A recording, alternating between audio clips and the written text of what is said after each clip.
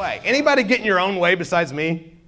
So for me, that was a big lesson to realize I've got to get to the deal right away.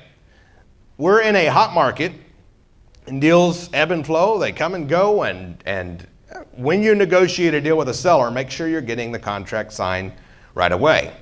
So we fortunately did that when we was working that deal in Orlando, didn't we, Jordan? And had we not, we probably wouldn't have got the deal. So somebody told the seller that he could get more money, but the person who told him that didn't want to buy the house and didn't know anybody who did. So that's a good question to ask. When they say, my attorney told me that I can get more for the house, or told me X, I always respond with, are they buying the house?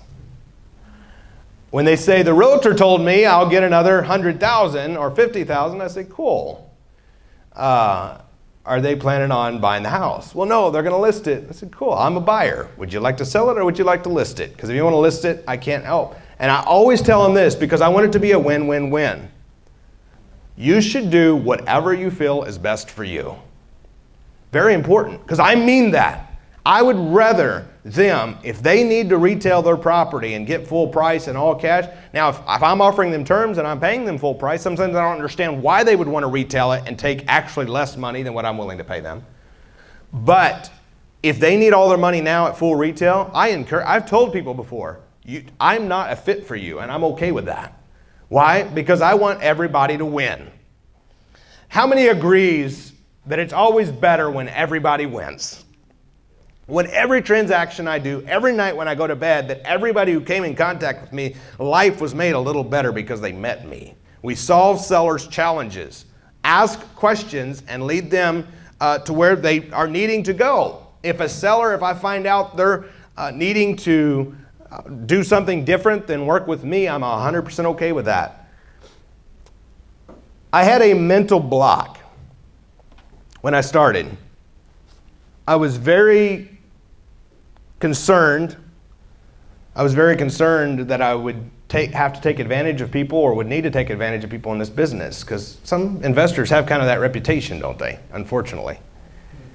And that didn't set well with me. I didn't want to be in a business where I would take advantage of people, and so I wasn't going to stay in the business if that was the case, because I couldn't in good conscience do something that wasn't a win for everybody.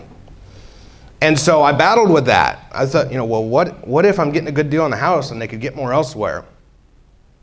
And then I realized, and there was a few different instances where it was really made real to me, the value that we are able to add to the marketplace.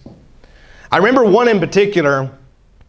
There was two other occasions where someone had, hugged me and was crying when I left, thanking me because I was going to lose the house to foreclosure, and I was able to buy it, and it didn't happen. But what really stuck out to me was a lady come to me. She had a house worth low hundreds, 100 and something. And she said, I said, how much do you want for the house? She said, like 30. I said, what's the least you'll take? She said, 25.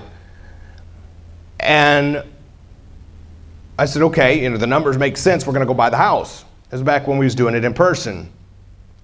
We went to the house. I could tell she was flexible on even the 25. But she started crying. We was there for an hour. And if you know me, if I'm at a house when I was going physically for more than 10 minutes, you come check up on me, I'm probably dead. So we was there for an hour. And she started crying, telling us that this $25,000 was going to give her, I think it was $15,000 to move to X state to be with her kids for her last 90 days, that her cancer was so aggressive she had about 12 weeks left to live. And when that happened, of course, I didn't even have the heart to ask her to take less. I just said, let's wrap it up. And I began to realize at that moment that we were the answer to her prayer. And that somebody else may have come along and jerked her around or not gave her what she needed, or worse yet, told her they was going to do something and then didn't. And she didn't have much time. And I realized the service that we all have the opportunity to help people with. I've had people who were losing their houses to foreclosure, and thanks to me today, they have a 700 credit score because they have years of perfect pay history thanks to me, thanks to our company, thanks to what we do. There's people who would have had foreclosures and don't. There's people who would have lost their house on taxes and now got money in their pocket. There's a family member of a lady who unfortunately passed who have $24,000 in their pocket on a house she had the electric turned off on, the water turned off on, and the taxes were a few days from selling, but they got 24 grand in their pocket when they would have got zero thanks to me. And I got a great house that I make a great profit on. Everybody wins. So that's what I love about this business. You get to help a lot of people, change their lives really, and it changes yours. Everybody wins. When it comes to getting these deals,